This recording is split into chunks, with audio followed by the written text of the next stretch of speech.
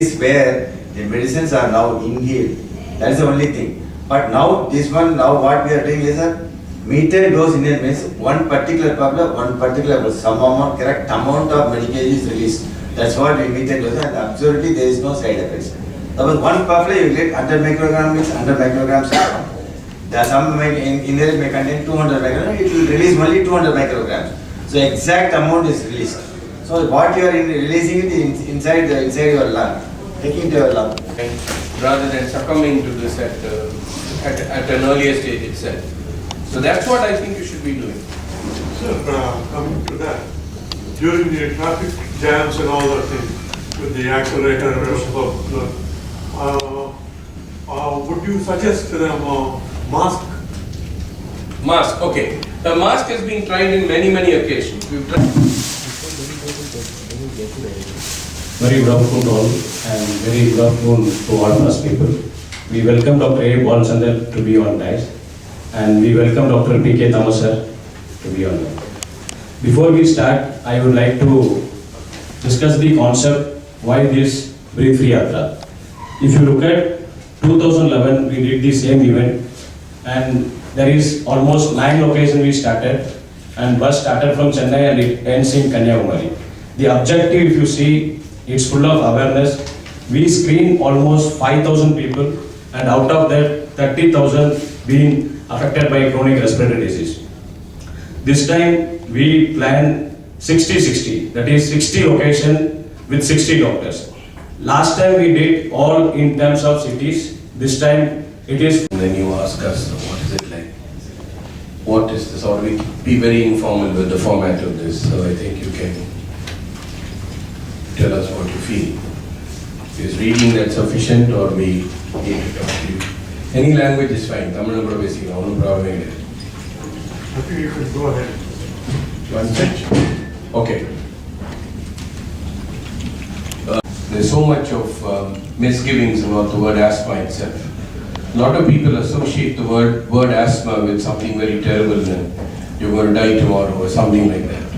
We want to take this fear away from making a diagnosis of asthma, so that when a mother comes to a child, for example, and Dr. Balchandar says your child has asthma, the mother should not get flustered by the term asthma. That's the whole idea. The word asthma, I think, means a lot of things to a lot of people. But in effect, if you take asthma, it is classified as a hypersensitivity disorder. Hypersensitivity means you have a normal sensitivity. எல்லாருக்கும் ஒரு normal sensitivity இருக்கு. ஒரு தூசி உள்ள வந்ததுன்னா ஒரு தடவை தும்முறது is a sensitivity. This sensitivity is exaggerated 20 times, 30 times, 40 times. And that's the reason why you get all these pathologic changes that you get in asthma. So it's basically a question of hypersensitivity.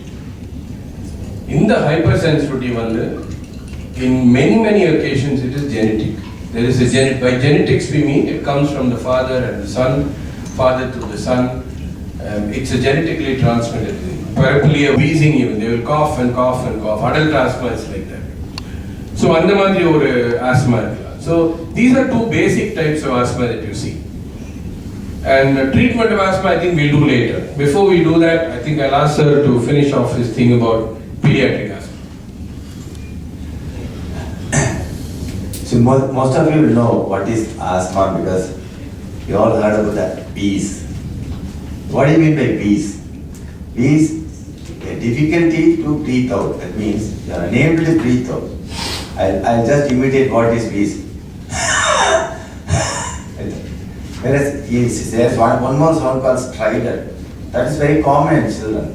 That is a child is unable to breathe in. Like that. That's a strident. That is produced by some abnormality in the large airways starting from throat to your trachea, bronchi. That is a major obstruction. It may be a developmental anomaly or obstruction or something else. In a wheeze is a small airway obstruction because the asthma predominantly is produced by the small airway, inner layer of the airway. So you all know this is the airway. Suppose the cut section of the airway, you get the black portion is the inner airway. The outer is the outer airway. In asthmatic child, when the attack occurs, it becomes like this, becomes the airway, immediately shrinks and the airway gets narrowed.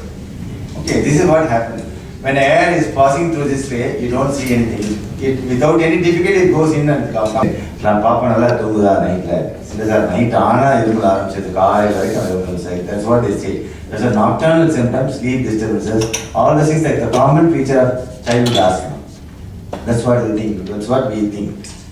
Any other questions you can ask me. There are another. I will tell you about other feature also. In less than and now the pediatricians are now finding it under 5 pieces. That's a separate entity, very difficult to cure. Because you can ask when exactly the asthma will start. Is it from the birth or anything? I said like that. No. What age? The first 6 months of age, before the first 6 months, any these can occur. That is not really an asthma. That is an bronchiolitis. That's the first inflammation thing. First exposure to a normal child. That's a common growth. That's a normal 6 months of a child will become a thing. But that is an acute bronchiolitis. That is not asthma. That child, for that, you don't give an inhaler or anything. The child may at the most require an Involvement. If airways are the site of involvement, the best way of getting to the airway is to inhale. Right? If you want a drug to go and act directly on the airway itself, you have to use inhalation therapy. So inhalation therapy is best for asthma. That's the first bottom line. Like breast milk is best for babies, inhalation therapy is best for asthma because it acts at the site of the problem. It does not act anywhere else. If you take a tablet, it has to enter your gastrointestinal system, get absorbed in the blood, and has to go around and start acting. It is very subcutaneous. Here is an inhaled steroid and a beta agonist. These two drugs are in one inhaler. So you have one which tackles the inflammation, and you have another drug which tackles the spasm that you get. So it is a 2-in-1 inhaler which tackles both these things. Of course, there are a lot of differences in the beta agonists. There are short acting, moderate acting, and long acting, and things like that. So I don't think we should confuse ourselves with all those things.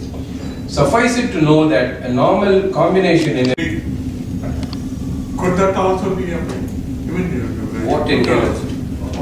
hot water? You Yeah, tell me. then you put the towel on you and then inhale. No, those are basically This is not to be confused with the. No. I am talking about inhalers with deliver. Rahul, you have one? Yeah. I am talking about meter dose inhalers which deliver a certain dose of drug when you press. Now, those are meter dose inhalers.